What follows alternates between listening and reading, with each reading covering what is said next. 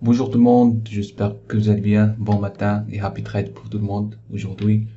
Donc aujourd'hui on va vraiment parler de price rejection, data scalper, imbalance ou bien les déséquilibres d'achat et de vente au niveau de footprint ou bien order flow. Ok, donc on va commencer par d'abord définition de ces trois concepts et comme ça je vais vous donner des exemples sur graphique de multiples instruments. Donc, ce qu'il faut savoir, c'est que price rejection, déjà, c'est un indicateur basé sur l'analyse du flux de commande, c'est-à-dire basé sur des outils, pardon, basé sur order flow, d'accord? Tout simplement basé sur le volume. Et son objectif, c'est de déterminer quand le dernier acheteur a acheté ou le dernier vendeur a vendu. Donc, parfois, en fait, c'est difficile sur le footprint de voir ça si, de voir ça, c'est là de détecter la rejection, ça se demande vraiment de concentration. Donc, price rejection, ça facilite ça. Donc, comme un exemple, ici, vous voyez que vous avez price rejection pour achat. Donc, vraiment, ça facilite la tâche. Dernier vendeur qui a mis ici 24 contrats. Ce qu'il faut savoir, c'est que aussi price rejection sert comme une zone de support résistance. Et ça montre tout simplement la rejection du prix. C'est à peu près, c'est à peu près comme, en fait, c'est à peu près comme l'outil de volume profile lorsque vous avez des zones rejetées, des zones acceptées. Mais lorsqu'on parle de price rejection, elle est basée vraiment sur, elle est basée sur plusieurs éléments.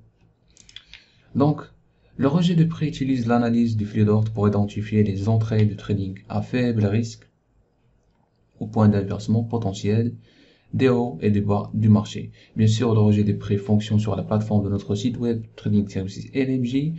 Bien sûr, tous les indicateurs fonctionnent sur notre plateforme et également, vous avez price rejection vraiment qui prend en considération les quatre éléments importants.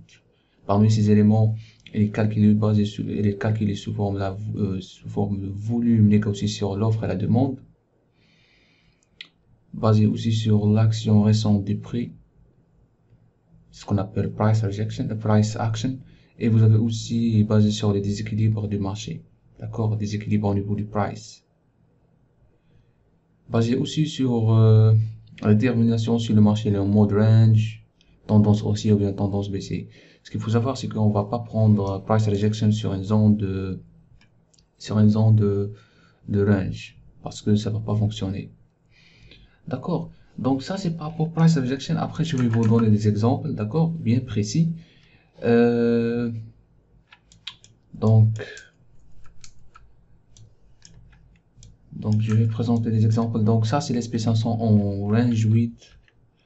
Donc, si on prend la session d'hier, et vous allez voir, il y avait pas mal vraiment des signaux de price rejection. À savoir que price rejection, elle est entourée par, c'est le triangle en vert, d'accord, qui crée cette zone de support comme ça, qui prend en considération 5 bougées et vous pouvez modifier ça. C'est-à-dire, il prend en considération premier bouger, deuxième bouger, troisième bouger, quatrième bouger et cinquième bouger. D'accord?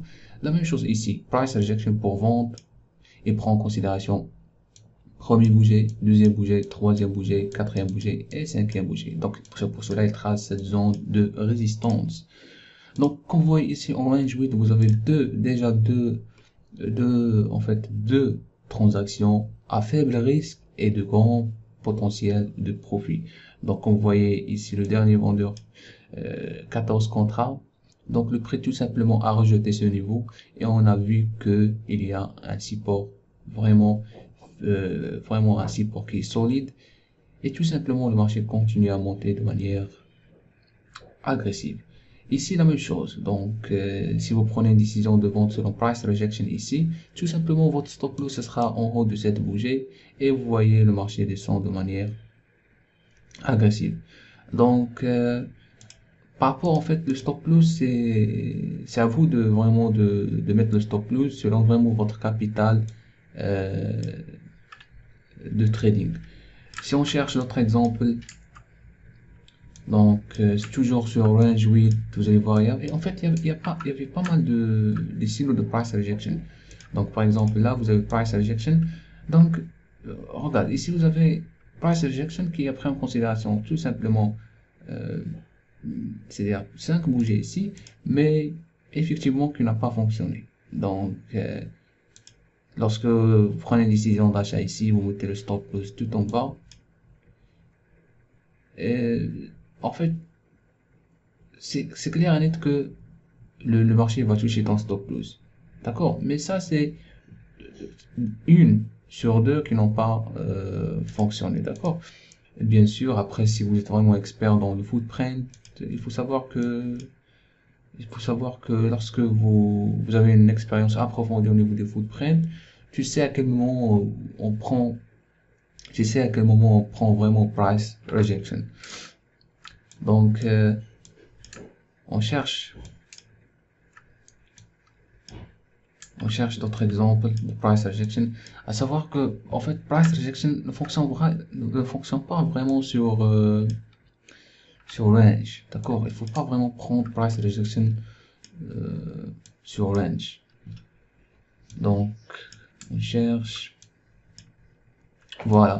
Donc ici, vous avez price rejection. Donc, tout d'abord, nous avons une tendance baissière et une tendance haussière. Et là, vous avez price rejection et qui sert vraiment comme une zone de résistance tout en haut. Donc, vous avez le dernier acheteur qui a mis 15 contrats. Le prix allait descendre un petit peu. Directement, on a monté encore à peu près sur le même niveau. Et vous avez encore 12 contrats échangés et en même temps un signal de price rejection. Donc, ce qu'il faut savoir, c'est que ça, c'est juste en range 8. Et vraiment, vous pouvez utiliser price rejection sur plusieurs unités de temps, comme vraiment plusieurs unités de temps, comme 1 minute, 10 minutes, range 12. Donc, personnellement, je l'aime, en fait, j'utilise sur range 8 parce que c'est mon unité ou bien sur le couloir horaire que je l'utilise pour prendre mes décisions d'achat et de vente. Donc maintenant, vous avez Delta Scalper. Donc, Delta Scalper, la plupart du temps, vous allez voir que dans mes vidéos, j'utilise beaucoup Delta Scalper.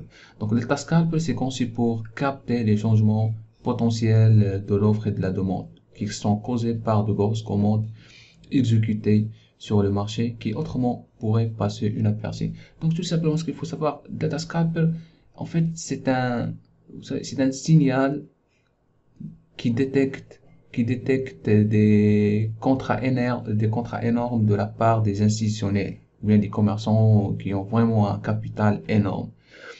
Même si vous êtes trader en carnet d'ordre et toujours vous essayez de capter les mouvements qui existent sur le time and sales, et aussi sur le carnet d'ordre, parfois ça peut échapper des ordres importants. D'accord? Donc, c'est ça l'objectif de Delta Scalper, c'est de capter ces shifts qui existent entre l'offre et la demande, ces mouvements entre l'offre et la demande. Donc, je vous donne un exemple.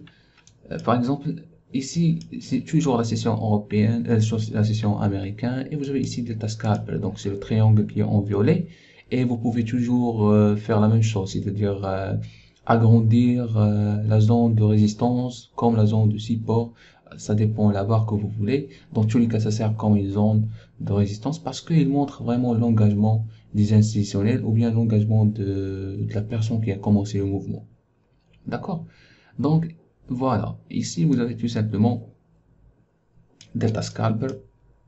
Et si vous prenez ici Delta Scalper, le marché, bien sûr, il va monter un petit peu, mais toujours vous êtes protégé par la zone de résistance créée par Delta Scalper. Et là, on commence directement des déséquilibres de vente, 30, 70, 168, 146, et le marché commence à descendre. Donc, ça, c'est vraiment, en fait, je préfère Delta Scalper parce que c'est un signal qui est très puissant. Si vous l'utilisez sur 1 minute, 2 minutes, ça peut vraiment marcher. Même en range 8, 12, range 12, ça peut vraiment marcher.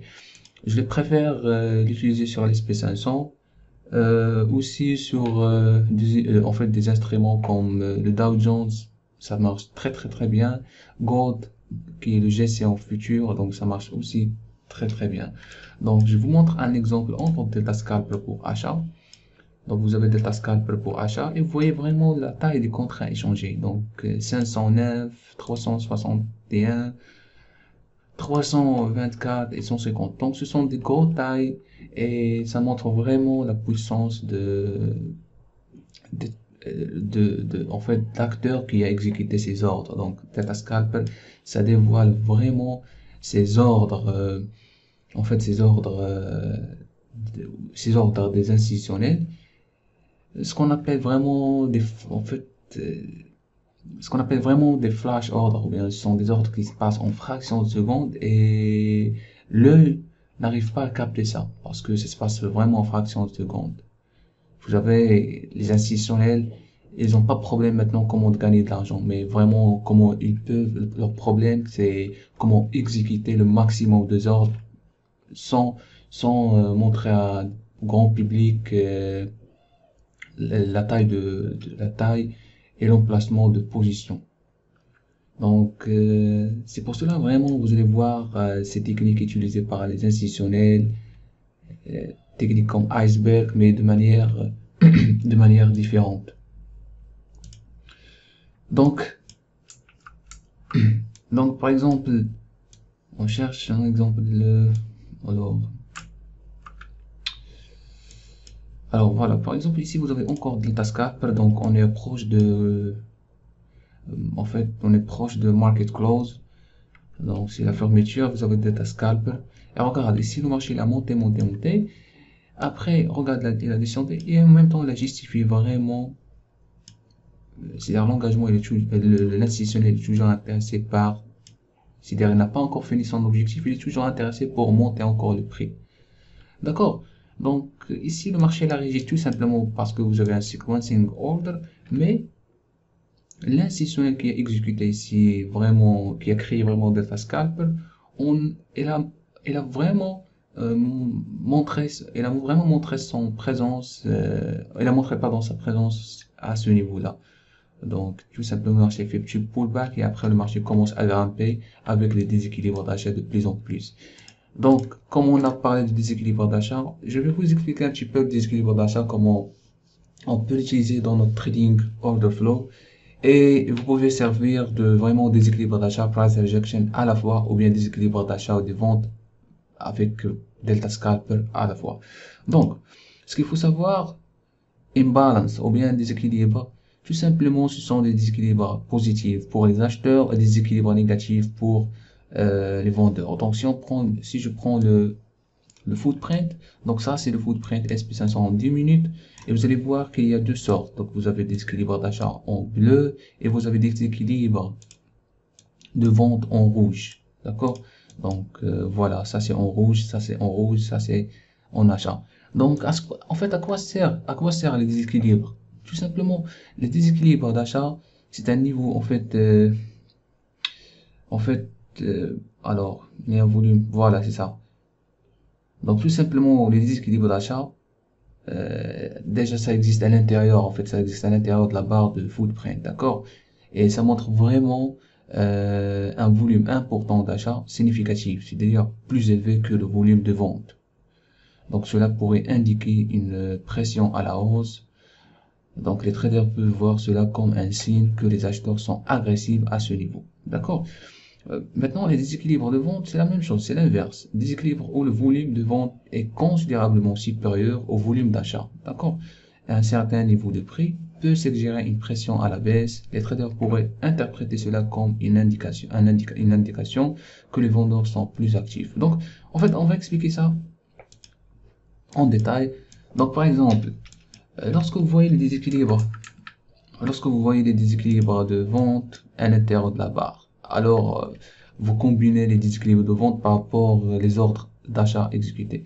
Vous comprenez qu'il y a en fait qu'il y a de l'offre excédentaire par rapport à la demande. D'accord? Donc c'est comme vous disiez que tout le monde est intéressé pour vendre.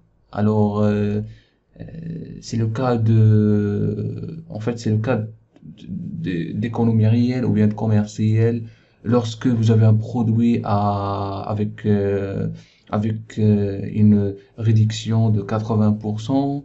Donc vous allez voir qu'il y a beaucoup de demandes.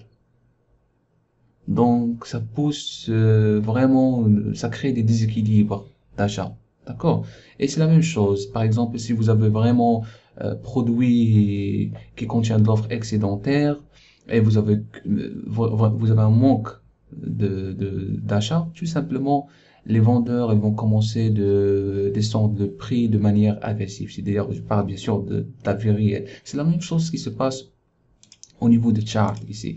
Donc tout simplement, lorsque vous avez par exemple un prix élevé, d'accord, un prix élevé, ce qui se passe, c'est que les vendeurs s'intéressent par le prix élevé et vont commencer de proposer leur offre. Une fois le prix commence à s'échapper des vendeurs, et c'est derrière il commence à descendre, vous allez remarquer des déséquilibres de vente agressifs qui créent tout simplement un shift entre l'offre et la demande, d'accord? Et le marché commence à descendre de manière brutale et ça crée des déséquilibres de vente.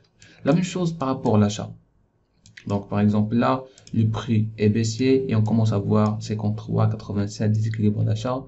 Imbalance ici 57, ici 264, 132, 154. Donc, ce sont des déséquilibres d'achat qui créent vraiment un shift entre l'offre et la demande.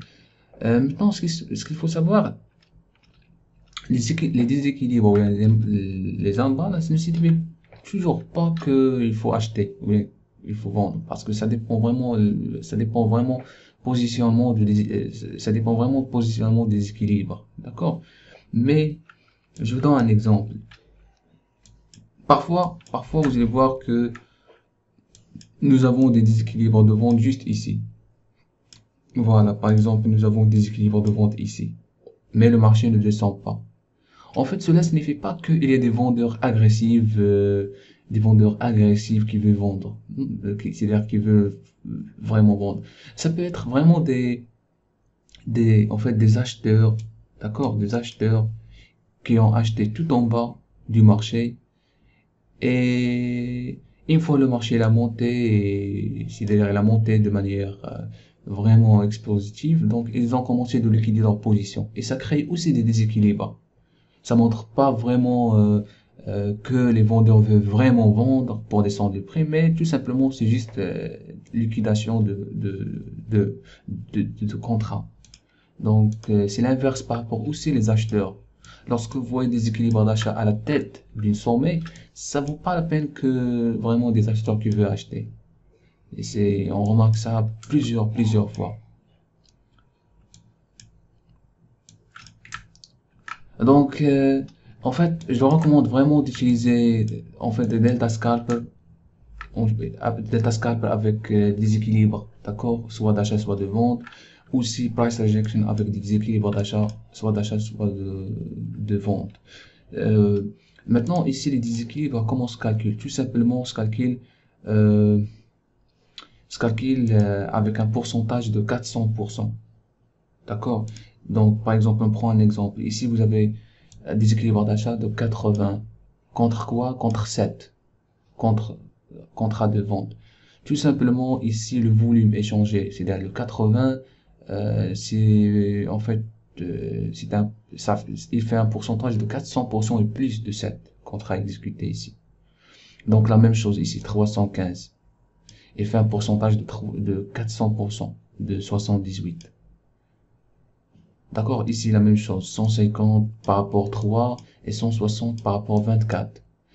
Donc ça crée des déséquilibres. Par contre, si vous voyez ici 87 par rapport 23, il n'y a pas vraiment une grande différence. Donc c'est pour cela qu'elle ne va pas créer des déséquilibres. Bien sûr, le pourcentage, vous pouvez en fait modifier ça, mais plus le pourcentage est loin, plus la fiabilité de déséquilibre est puissante. Donc voilà mes chers traders, j'espère que cette explication ça vous plaît et cette analyse ça vous plaît.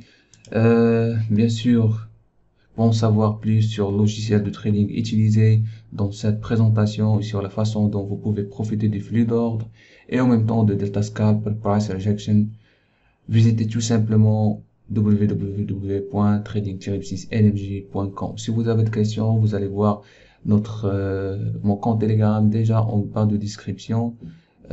Aussi, n'oubliez pas d'abonner, liker la vidéo si vous aimez bien sûr. Et on se revoit à la prochaine. Merci beaucoup.